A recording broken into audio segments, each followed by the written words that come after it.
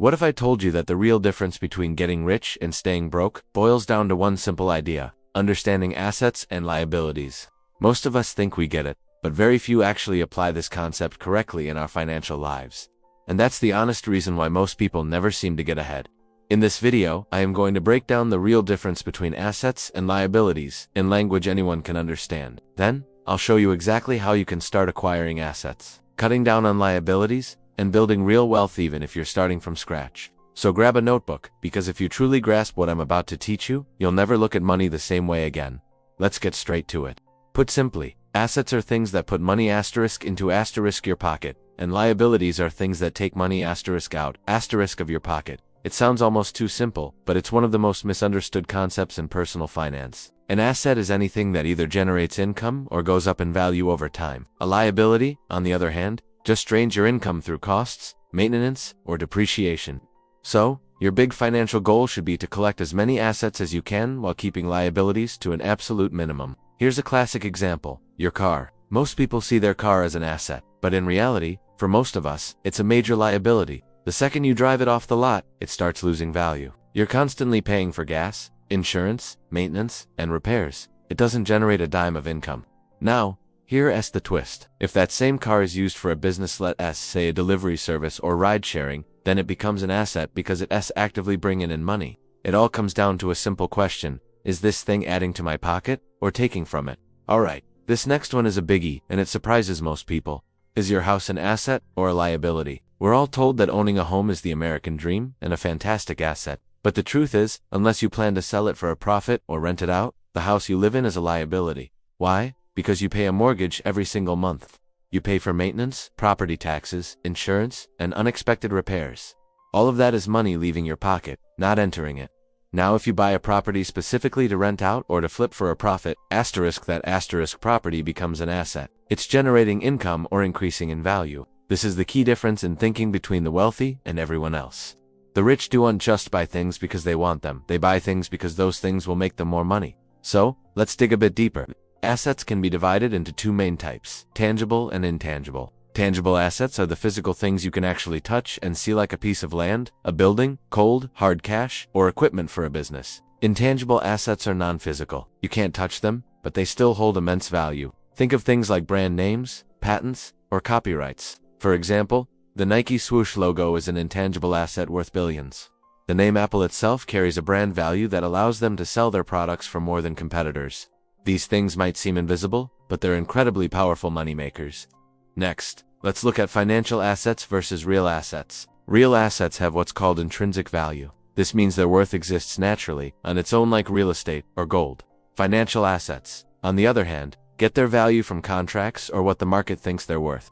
These are things like stocks, bonds, or mutual funds. The advantage of financial assets is that they're usually easier to trade or convert back into cash. But they can also swing up and down in price based on market sentiment. This is why legendary investors like Warren Buffett are always talking about intrinsic value, the true underlying worth of an investment. If you can buy something for less than its intrinsic value, you're setting yourself up for a potential profit when the market eventually recognizes its real worth. Now let's talk about one of the most common and powerful assets out there: stocks. A stock simply represents a small piece of ownership in a company. When you buy a share of a company, you literally own a tiny fraction of that business. There are two main ways you can make money from stocks. First, through capital gains. This is the classic buy low, sell high. You buy a stock at, say, $5, and when the price goes up to $7, you sell it and make a $2 profit per share. The second way is through dividends. Some companies share their profits directly with their shareholders by paying out dividends, usually every quarter or every year. Think of it like owning a single brick in a profitable apartment building. If the building makes money, you get your fair share of the profits. Getting started is easier than ever. You can open an account with a stockbroker or an investment app right from your phone. Just always remember to do your research before you invest. The more you know, the less you risk. Real estate is another incredible way to build long-term wealth, but only if you do it right. As we said, buying a home just to live in isn't really an asset in the wealth-building sense. But investing in underpriced properties that you can fix up and sell, or buying properties to rent out, absolutely is. This is how real estate investors grow their portfolios. They hunt for undervalued properties, improve them, and then either rent them out for steady cash flow or flip them for a lump sum profit. Each property can become its own cash-flowing machine. And hey, if you don't have enough money to buy properties outright, you can invest in something called REITs, which stands for Real Estate Investment Trusts. These are companies that own and manage huge portfolios of real estate, and they pay you dividends from the income they generate. It lets you earn passive income from real estate without ever having to be a landlord. Here's one of the most overlooked assets of all: your knowledge. Knowledge is intangible, but it's unbelievably powerful. It can't be taxed, it can't be stolen, and it can't be destroyed. In fact, it's the only asset that actually grows when you share it. When you develop valuable skills, you essentially become your own greatest asset. Let's say you learn digital marketing, coding, or how to be a great salesperson. These skills are in high demand, and people will pay you very well for them. Even in the business world, hiring skilled employees is an investment in knowledge, because their expertise directly generates money for the company. Simply put, knowledge creates income, and income, when invested wisely, creates wealth. Okay, so now that you understand the fundamental difference between assets and liabilities, here's the key takeaway.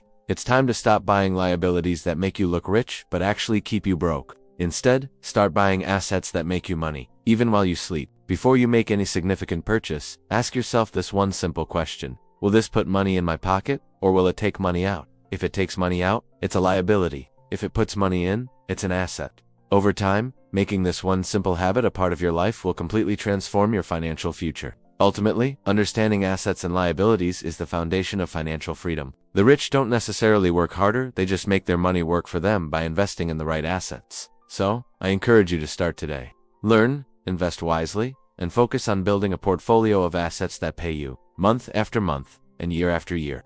If you found real value in this video, please give it a thumbs up, share it with a friend who might need to hear this, and be sure to subscribe for more lessons on money, investing, and building wealth. Remember, it's not just about how much money you earn. It's about how much you keep and how effectively you make that money work for you. Thanks for watching, and I'll see you in the next video.